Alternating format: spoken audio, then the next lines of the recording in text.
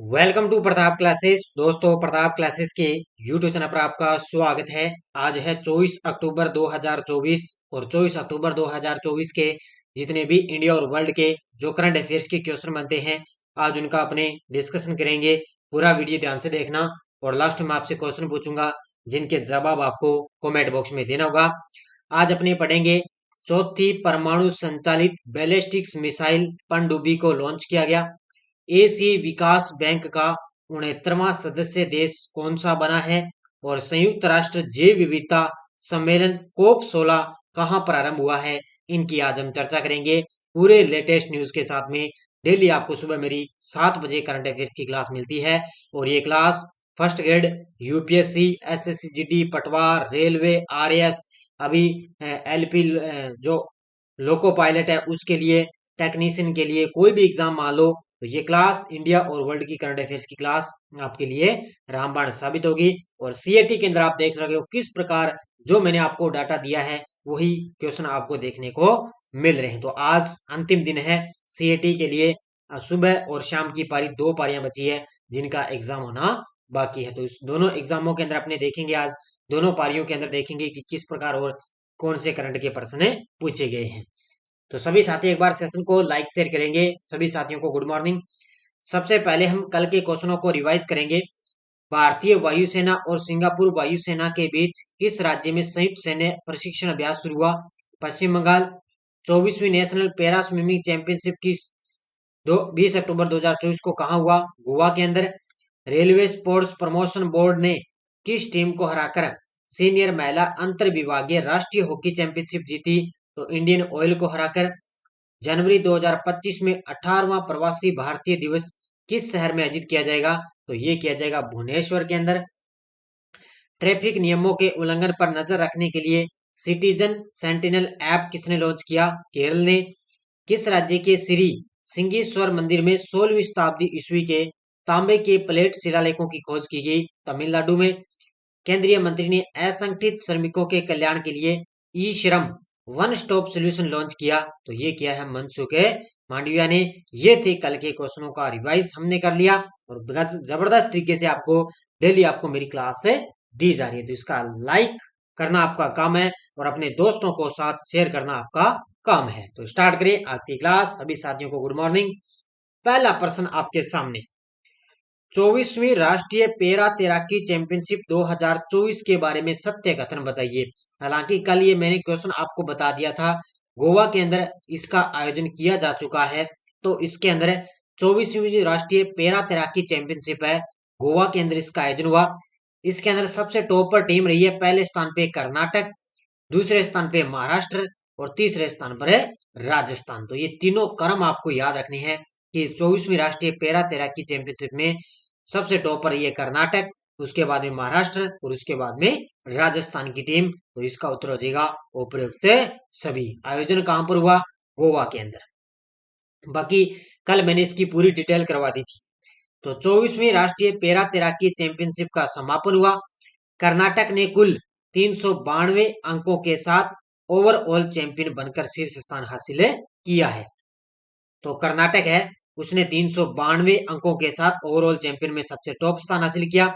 महाराष्ट्र ने 378 अंकों के साथ दूसरा स्थान और राजस्थान है 248 अंकों के साथ तीसरे स्थान पर है रहा है। और इसका आयोजन कहां पर हुआ? पणजी, गोवा के अंदर इसका आयोजन किया गया था। ये याद रखना अच्छे तरीके से। पहला स्थान कर्नाटक, दूसरा स्थान महाराष्ट्र और तीसरा स्थान है राजस्थान का। रक्षा मंत्री राजनाथ सिंह ने किस शहर में चौथी परमाणु संचालित बैलिस्टिक मिसाइल SSBN पनडुब्बी को लॉन्च किया है? हालांकि अभी तक इसका पूरा नाम नाम नहीं दिया गया है। तो वैसे तो इसको शॉर्टकट में बोले तो S4 नाम दिया गया। इसको क्या नाम दिया गया? S4 नाम दिया गया है। तो रक्षा मंत्री राजनाथ सिंह ने इसको लॉन्च किया है। कहां पर है? विशाखापट्टनम के अंदर। कहां पर लॉन्च किया? ये देखो, बड़ी गजब की आपको तस्वीर में देखो दिखाई दे रही है। ये है भारत के लिए, नौसेना के लिए चौथी परमाणु पनडुब्बी और इसको विशाखापट्टनम के अंदर लॉन्च किया है। किसने? रक्षा मंत्री राजनाथ सिंह ने। देखो, भारत ने अपनी परमाणु प्रतिरोधक क्षमता को मजबूत करने के लिए विशाखापट्टनम में शिप बिल्डिंग सेंटर में अपनी चौथी परमाणु संचालित बैलिस्टिक मिसाइल पनडुब्बी को लॉन्च किया है। इसके अंदर 75% सामान भारत में ही बने हैं और इसका कोड नेम क्या होगा? कोड नेम होगा S4। ध्यान रखना भी, इसका कोड नेम क्या होगा? S4। इसके इससे पहले थी INS अरिहंत और INS अरिघाट, दोनों पहले से ही गहरे समुद्र में गश्त कर चुकी है। तो इससे पहले थी अरिहंत और INS अरिघाट है और अब आ गई S4। तो ये याद रखना अच्छे तरीके से। तो भारत की ये चौथी परमाणु पनडुब्बी लॉन्च होगी। 2026 में ग्लासगो में होने वाले कॉमनवेल्थ गेम्स में कितने खेलों को हटाया गया है? लगा लो भी इसको स्टार, पक्का ही टपकेगा, क्योंकि जो 2026 के अंदर जो राष्ट्रमंडल खेल होने जा रहे हैं वो होंगे ग्लासगो के अंदर। तो इसके अंदर जो 9 खेल हैं, टोटल 9 खेल हैं, उनको हटा दिया भी। तो कॉमनवेल्थ गेम्स होने वाले हैं 2026 के अंदर, तो वहां से 9 खेल हैं, उनको इस गेम से हटा दिया गया है। अब 9 खेल वो कौन कौन से हैं वो देखो आप। इसके अंदर है badminton, shooting, cricket, hockey, squash, table tennis, कुश्ती, ट्रायथलन और आर्चरी। इनको इन खेल से बाहर कर दिया भी। याद रखना अच्छे तरीके से। ग्लासगो कॉमनवेल्थ में केवल 10 इवेंट ही होंगे और 23 जुलाई से 2 अगस्त 2026 तक ये आयोजित किए जाएंगे। 23 जुलाई से लेकर 2 अगस्त तक होंगे।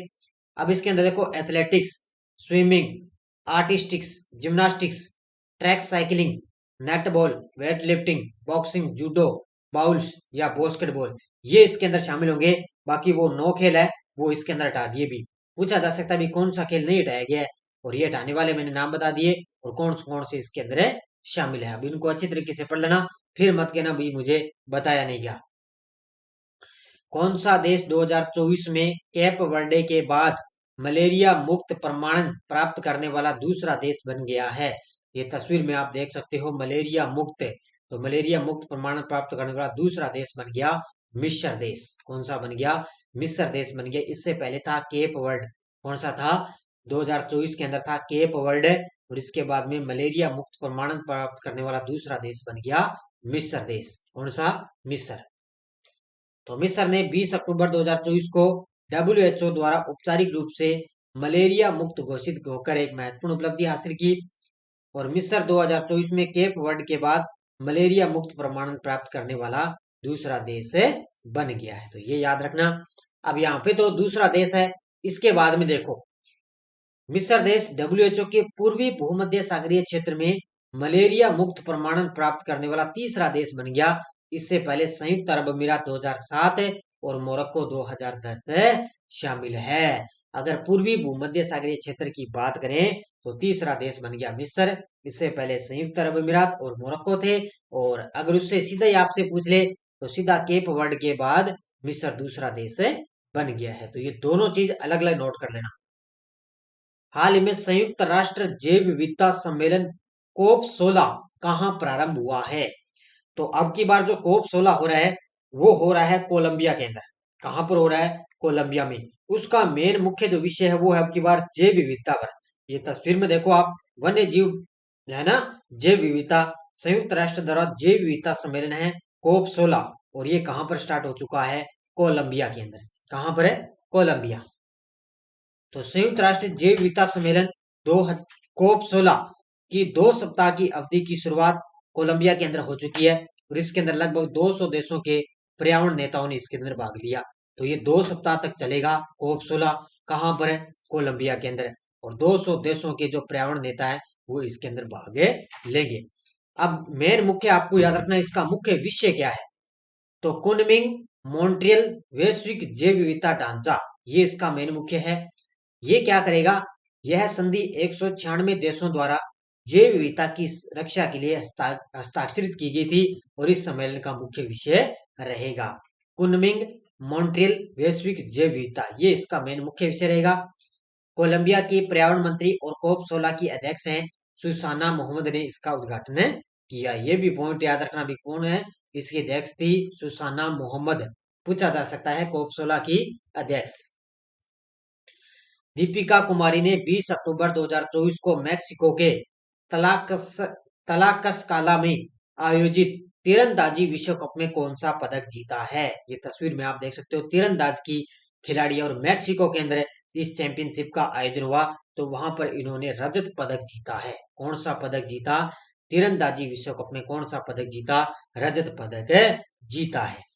देखो, दीपिका कुमारी ने 20 अक्टूबर 2024 को मेक्सिको के तलास्काला में आयोजित 2024 तीरंदाजी विश्व कप फाइनल में महिला रिकर्व स्पर्धा के अंदर रजत पदक जीता है। तो महिला के अंदर उन्होंने रजत पदक जीता। फाइनल के अंदर चीनी तीरंदाजी ली जियामन को इन्होंने फाइनल के अंदर हराया और दीपिका द्वारा तीरंदाजी विश्व कप फाइनल में जीता गया ये छठा पदक है। तो देखो, इन्होंने तीरंदाजी विश्व कप फाइनल के अंदर इन्होंने छठा पदक जीत लिया है और यहाँ पे इन्होंने चीन देश की है ली जियामन को हराया है। कौन सा देश एशियाई विकास बैंक एडीबी का 69वां सदस्य देश बना है? कौन सा देश है एशियाई विकास बैंक एडीबी का 69वां सदस्य देश बन गया? तो वो बन चुका है इजराइल देश। Option number D. इसने 2023 के अंदर ही इसको मंजूरी मिल चुकी थी, लेकिन अब पूरा सदस्य ये बन चुका है। कौन सा? इजराइल 69वां सदस्य देश बन गया। किसका? एडीबी का। तो अंतर्राष्ट्रीय वित्तीय सहयोग के क्षेत्र में एक महत्वपूर्ण विकास के रूप में इजराइल एशियाई विकास बैंक एडीबी का नवीनतम गैर क्षेत्रीय सदस्य बन गया। ये नवीनतम गैर क्षेत्रीय सदस्य बना है। इजराइल 69वें सदस्य और 20वें गैर क्षेत्रीय सदस्य के रूप में शामिल है किए गए। कि वैसे टोटल बात करें तो 69वां बन गया, और अगर गैर क्षेत्रीय सदस्य के रूप में अगर बात करें तो ये 20वां सदस्य देश बन गया। कौन सा देश बन गया? इजराइल देश बन गया। ये इतना ही आएगा एग्जाम के अंदर भी, कौन सा देश बना? इजराइल। बाकी आपको डिटेल में जाने की जरूरत नहीं है। उड़ीसा में आने वाले भीषण चक्रवाती तूफान दाना का नामकरण किसने किया है? देखो, उड़ीसा और पश्चिम बंगाल के अंदर आज 24 अक्टूबर को तूफान हो सकता है, बड़ी जबरदस्त दस्तक दे सकता है। तो भीषण चक्रवाती तूफान है जिसका नाम है दाना, और इसका नामकरण किया है सऊदी अरब ने। किसने किया है? सऊदी अरब देश ने इसका नाम दिया है। किसका? दाना का नाम। देखो, भारतीय मौसम विभाग ने बंगाल की खाड़ी में बने निम्न दबाव वाले क्षेत्रों को लेकर चेतावनी जारी कर दी कि 23 अक्टूबर तक एक गंभीर चक्रवाती तूफान में ये बदल सकता है। इस चक्रवाती तूफान का नाम सऊदी अरब ने दिया और ये तूफान 24 अक्टूबर को उड़ीसा और पश्चिम बंगाल के तटों पर दस्तक दे सकता है। तो आज 24 अक्टूबर है, आज उड़ीसा या पश्चिम बंगाल के तटों पर यह दस्तक देगा। चक्रवात दाना इन राज्यों में कम से कम 3 दिनों तक भारी बारिश को लेकर आ सकता है। कम से कम 3 दिन तक भारी बारिश कर सकता है ये। कौन सा चक्रवात है? दाना, और इसका नाम किसने दिया है? सऊदी अरब ने। अब ये सीईटी के अंदर भी क्वेश्चन आया है, डिजी लॉकर किस मंत्रालय की पहल है? तो ये सीईटी एग्जाम 2024 के अंदर प्रश्न आया है। कल जो प्रथम पारी का एग्जाम हुआ था, कल ही सुबह प्रथम पारी के अंदर आया था, डिजी लॉकर किस मंत्रालय की पहल है? तो ये है इलेक्ट्रॉनिक्स व आईटी मंत्रालय की। तो ये कुछ जो अपवाद आए हैं अलग से, वो मैं आपको यहाँ पे करवा दूंगा। तो कुछ एक बीच में अपवाद भी क्वेश्चन आए हैं, वो आपको मैं करवा दूंगा। डेली आपको यहाँ पे क्लास आएगी तब। तो इलेक्ट्रॉनिक्स व आईटी मंत्रालय ने ये इसकी पहल है। तो डिजी लॉकर इलेक्ट्रॉनिक्स और सूचना प्रौद्योगिकी मंत्रालय की पहल है। यह डिजिटल इंडिया कार्यक्रम के तहत इसको शुरू किया गया था। तो ये डिजिटल इंडिया कार्यक्रम के तहत इसकी शुरुआत की गई। डिजी लॉकर का मकसद है कि नागरिकों को डिजिटल दस्तावेजों का वॉलेट देकर उन्हें डिजिटल रूप से उनको सशक्त बनाना, और इसके जरिए नागरिक अपने दस्तावेजों को ऑनलाइन रख सकते हैं। तो ये है डिजी लॉकर। ये इसका मतलब ये डिजिटल इंडिया कार्यक्रम के तहत इसको शुरू कर दिया। भी जो नागरिक है ना, वो डिजिटल दस्तावेजों का जो वॉलेट है उनको देकर उन्हें डिजिटल रूप से उनको सशक्त बनाना है। तो ये इतनी डिटेल मैंने बता दी। आगे ये क्वेश्चन रिपीट होगा तो ये इतनी चीजें आपसे पूछेगा। अब ये एक क्वेश्चन और आया है, भारत सरकार एक नए राष्ट्र मार्ग टोल संग्रहण प्रणाली पर विचार कर रही है। यह किस तकनीक पर आधारित होगा? ये कल सीएटी एग्जाम 2024 जो शाम की पारी हुई ना, शाम वाली, उसके अंदर आया है। तो भारत सरकार एक नए राष्ट्र मार्ग टोल संग्रहण प्रणाली पर विचार कर रही है। ये किस पर आधारित होगा? तो ये होगा ग्लोबल नेविगेशन सैटेलाइट पर। किस पर आधारित होगा? ग्लोबल नेविगेशन सैटेलाइट पर आधारित होगा। यानी कि जो अपने सड़कों पर देखते हैं ना, टोल वगैरह काटते हैं, रुपए वगैरह, तो उस पर होगा ये ग्लोबल नेविगेशन सैटेलाइट। अगर कोई वगैरह चोरी करेगा, कुछ भी करेगा, तो यहाँ से पता लगेगा। तो एनएचआई मौजूदा फास्टैग फास्टैग लगा होता है ना गाड़ियों के आगे, इकोसिस्टम के भीतर जीएनएसएस आधारित इलेक्ट्रॉनिक टोल संग्रह प्रणाली को क्रियान्वित करने की एक योजना है। भारत में ग्लोबल नेविगेशन सैटेलाइट सिस्टम आधारित इलेक्ट्रॉनिक टोल संग्रह के कार्यान्वयन के लिए आधार के रूप में ये काम है करेगा। जैसे अपना आधार कार्ड काम करता है ना, उसी प्रकार ये नेविगेशन जो सैटेलाइट है वो उसी प्रकार टोल नाके पर काम है करेगा। तो ये कल सीईटी के अंदर प्रश्न आया है। ये टेलीग्राम ग्रुप है, कोई सूचना कोई लिंक आता है तो कोई नोटिफिकेशन सब आपको टेलीग्राम पे सूचना मिलती है। और जिस प्रकार जो प्रश्न आ रहे हैं सीईटी के अंदर कंट के, सब आपको टेलीग्राम पे मैं प्रूफ के साथ डाल रहा हूँ किस प्रकार कहाँ से प्रश्न आए हैं। पिछले वीडियो क्वेश्चन क्या था, वैश्विक बहुआयामी गरीबी सूचकांक 2024 के अनुसार अत्यंत गरीबों की संख्या के मामले में कौन सा देश टॉपर है, तो वो है अपना देश भारत। बहुत सारे विद्यार्थियों ने बड़े गजब के जवाब दिए, उन सभी को हार्दिक शुभकामनाएं। अब देखो क्वेश्चन फॉर यू, न्यूजीलैंड ने किस टीम को हराकर 23 साल बाद आईसीसी महिला टी20 विश्व कप 2024 जीता? दक्षिण अफ्रीका, बांग्लादेश, श्रीलंका, भारत। इसका जवाब आपको कमेंट बॉक्स में देना है। और ये थी आज की क्लास। बाकी जो अपनी ये पशु परिचर की बुक है, इनमें से बड़े गजब के प्रश्न आए भी, इंडिया के, राजस्थान के भी आ रही है और इंडिया के भी आ रहे हैं। और कल मैंने नानक क्लासेस पर टेलीग्राम पे आपको अच्छे तरीके से डाल दिया था बुक के साथ। तो ये बड़ी गजब की बुक है, पशु परिचर वाले विशेष तौर से इस पुस्तक को आप ऑनलाइन मंगवा सकते हो और बाजार के अंदर भी उपलब्ध है। तो धन्यवाद, जय हिंद, जय भारत।